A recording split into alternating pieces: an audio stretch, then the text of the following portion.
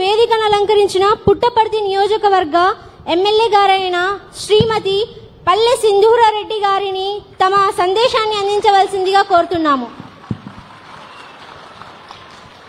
అందరికీ నమస్కారం.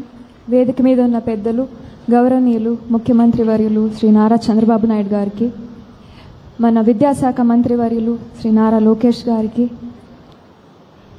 హిందూపూర్ పార్లమెంట్ సభ్యులు శ్రీ బీకే పార్థసారథి గారికి, విజయరామరాజు గారికి, చేతన్ గారికి, కోన శశిధర్ గారికి, ఇక్కడికి వచ్చేసిన అందరు పిల్లలకి, తల్లిదండ్రులకి, అందరికీ పేరు పేరున నమస్కారాలు తెలియజేసుకుంటున్నాను.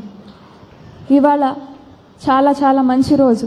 ఎందుకంటే మన పుట్టపర్తి నియోజకవర్గంలో చంద్రబాబు నాయుడు గారు ఇంకా లోకేష్ గారు రావడంతో ఒక కొత్త కళ వచ్చిందనే చెప్పాలి. ఈ స్కూల్ రూపరేఖలే కాదు, మన పుట్టపర్తి నియోజకవర్గ రూపరేఖలే మారిపోతున్నాయని చెప్పుకోవాలి.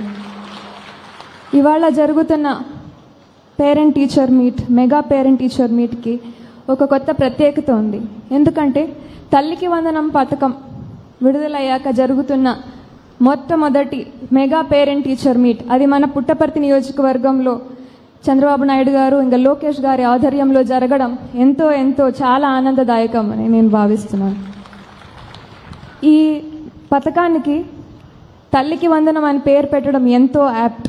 ఎందుకంటే మన లైఫ్స్లో మదర్ రోల్ చాలా చాలా ఇంపార్టెంట్. మనల్ని నవమాసాలు మోసి కని పెంచి ఎన్నో త్యాగాలు చేస్తుంది తల్లి, మనకి ఊపిరినిస్తుంది తల్లి.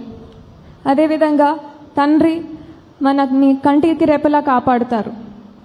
ఒక గురువు మన శ్రేయస్సు కోసం ఎల్లప్పుడూ కష్టపడుతూనే ఉంటారు. ఇంకా ఒక నాయకుడు మన భవిష్యత్తు కోసం, మన భవిష్యత్తుని తీర్చిదిద్దడానికి కోసం ఎంతో ఎంతో ప్రయత్నం చేస్తారు. అలాంటి ఒక గొప్ప నాయకుడు మన చరిత్రని, మన రూపురేఖల్ని మార్చగలిగిన ఒక గొప్ప నాయకుడు మన మధ్యన ఉన్నారు. అదే మన నారా చంద్రబాబు నాయుడు గారు అని గర్వంగా నేను చెప్పుకుంటాను. ఇవాళ ఆయనకున్న దూరదృష్టి, కార్యదక్షత కొన్ని ఎగ్జాంపుల్స్ రూపంలో చెప్పాలి. ఇప్పుడు మనం చూస్తున్న హైదరాబాద్ ఒకప్పుడు రాళ్ళు రప్పలు ఉన్న ప్రదేశంలో హైటెక్ సిటీ, ఐటీ కారిడోర్లు, ఐటీని పరిచయం చేసి తెలుగువాడిని మన హైదరాబాద్ వైపు అందరి దృష్టిని మళ్లించిన ఒక గొప్ప నాయకుడు మన చంద్రబాబు నాయుడు గారని చెప్పుకోవాలి.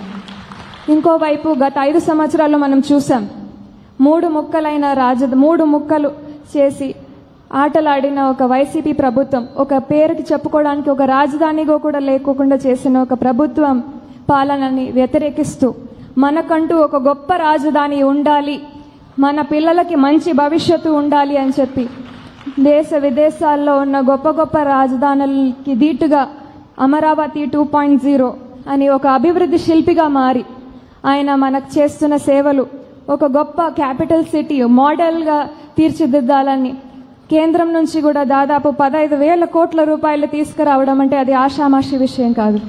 ఇటువంటి రాజధాని ఉంటేనే మన పిల్లలకి మంచి భవిష్యత్తు ఉంటుంది, మన రాబోయే తరానికి మంచి ఉద్యోగ అవకాశాలు వస్తాయని నమ్ముతున్న ఒక గొప్ప వ్యక్తి ఆయన. అది ఒక లీడర్కు ఉండే క్వాలిటీ. ఇంకా మన యువ నాయకులు నారా లోకేష్ గారి గురించి తీసుకుంటే యువగళం రథ సారథి అయి, ఆయన కార్యకర్తల గుండె చెప్పుడై ప్రతి ఒక్క యువతకి కళలు కనే ఒక శక్తిని ప్రసాదించారు. అదేవిధంగా ఆ కళల్ని సాకారం చేయడానికి కావాల్సిన స్ఫూర్తిని, ధైర్యాన్ని ఆయన ప్రతి ఒక్కరిలో నింపుతూ వస్తున్నారు. ఆయన విద్యాశాఖ మంత్రిగా చేపట్టినప్పటి నుంచి విద్యారంగంలో సమూలమైన సమగ్రమైన మార్పులు తీసుకొస్తూ ఒక కొత్త ఎడ్యుకేషన్ పాలసీకి శ్రీకారం చుడుతూ మన దేశంలోని అన్ని రాష్ట్రాలు కూడా మన వైపు చూస్తూ త్వరలోనే మన ఎడ్యుకేషన్ పాలసీని అందరూ అడాప్ట్ చేసుకునేటట్టు ఆయన మన ఎడ్యుకేషన్ పాలసీని తీర్చిదిద్దుతున్నారంటే నాకు ఏ డౌట్ లేదు, త్వరలోనే వాళ్ళందరూ కూడా మన ఎడ్యుకేషన్ పాలసీని త్వరలో అడాప్ట్ చేసుకుంటారు. ఎన్నో సంస్కరణలు ఎడ్యుకేషన్ పాలసీలు, దానికి మెయిన్ ఎగ్జాంపుల్ ఇవాళ మనం చూస్తున్న ఈ తల్లికి వందనం ప్రోగ్రాం. దాదాపు 67 లక్షల మంది పిల్లలు 15,000 రూపాయలు చొప్పున 8,700 కోట్ల రూపాయలతో ఇలాంటి ఒక పథకం ప్రతి తల్లికి తనకు ఉన్న ఎంతమంది